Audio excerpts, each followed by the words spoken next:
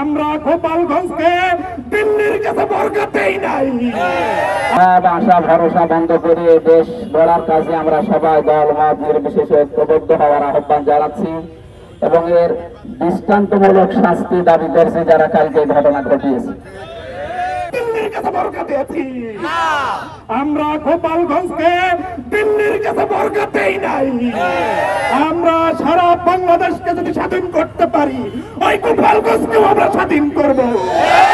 ওই গোপালগঞ্জ বাংলাদেশের সার্বভৌমত্বের অংশ। গোপালগঞ্জে যে অস্থিরতা তৈরি করেছে ওই হানাদাররা, যে নির্লিপ্ততায় পরিণত হয়েছে, এই নির্লিপ্ততাকে বাংলাদেশ জামায়াত ইসলামী উচিত জবাব দিতে প্রস্তুত আছে। বাংলাদেশে আজও ফ্যাসিস্ট মুক্ত হয় নাই। এই ফ্যাসিস্ট মুক্ত করতে হলে প্রশাসনের যে সমস্ত ঘাটতি মেরে সেই স্বৈরাচার এবং ফ্যাসিস্টের দোষরা ছিল তাদেরকেও চিহ্নিত করে তাদেরকেও আইনের আওতায় আনতে হবে।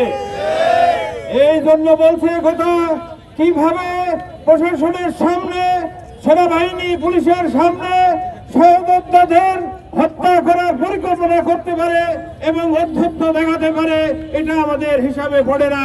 এক্সট্রিম মশার কয়েল প্ল্যান্ট ফাইবার দিয়ে তৈরি, তাই সহজে ভাঙে না, সুগন্ধিযুক্ত ও নিরবিচ্ছিন্নভাবে জ্বলে। ডেঙ্গু, চিকুনগুনিয়া বাহি সহ যে কোনো মশার বিরুদ্ধে দেয় এক্সট্রিম সুরক্ষা। গতকালকে গোপালগঞ্জে বিভিন্ন উস্কানিতে যে অবস্থার সৃষ্টি হয়েছে, আমরা প্রশাসনের কিছু ভাইদেরকে এর জন্য দায়ী করছি।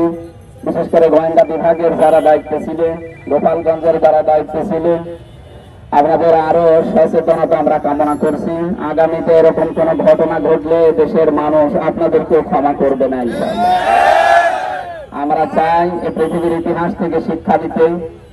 এ পর্যন্ত যত স্বৈরাচার বিদায় নিয়েছে, সেই ফেরাউন থেকে আরম্ভ করে আজ পর্যন্ত কেউ পুনরায় আর ফিরে আসেনি।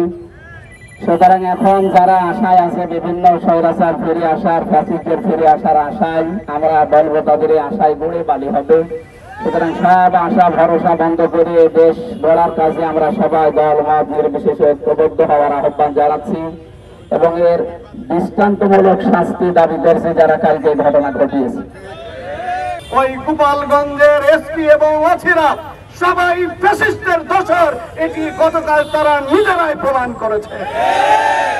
সুতরাং অন্তর্বর্তীকালীন সরকারকে আমরা স্পষ্ট করে জানাতে চাই, সারা বাংলাদেশে ওই গোপালগঞ্জের এসপির মতো যে সকল এসপি ওসি রয়েছে, পুলিশের অন্যান্য সদস্য রয়েছে, তারা ওই শেখ হাসিনার প্রেতাত্মা দালাল এবং দোষর প্রশাসনের কাছে তার নিঃসন্দেহে খবর রয়েছে। তাদেরকে চিহ্নিত করে অবিলম্বে আইনের আওতায় এনে তাদেরকে দৃষ্টান্তমূলক শাস্তি দিতে হবে।